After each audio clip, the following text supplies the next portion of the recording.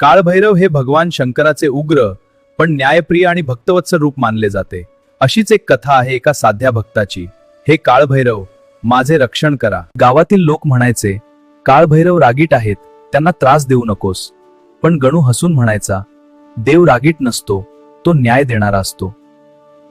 चोर चोर तू चोर आहे। नाही मी चोर नाही, कृपा करा, तुला शिक्षा मिळाली, हाकलून द्या त्याला, दया करा, मी गरीब आहे, जा इथून, गाव सोड।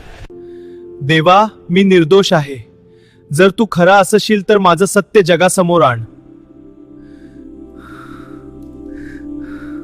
त्या रात्री प्रचंड वादळ आलं, मंदिराच्या घंटा आपोआप वाजू लागल्या। गावातील खरा चोर भीतीने थरथर कापू लागला।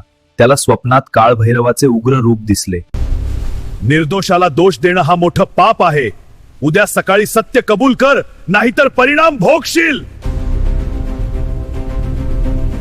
मी चोर आहे, मी तुमचा विश्वासघात केला। गणू, आम्ही तुला संशय घेतला, माफ कर।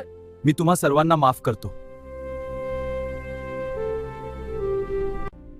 त्या दिवशीपासून गावात म्हण प्रचलित झाली, काळभैरव उग्र असले तरी भक्तांसाठी तेच सर्वात मोठे रक्षक आहेत।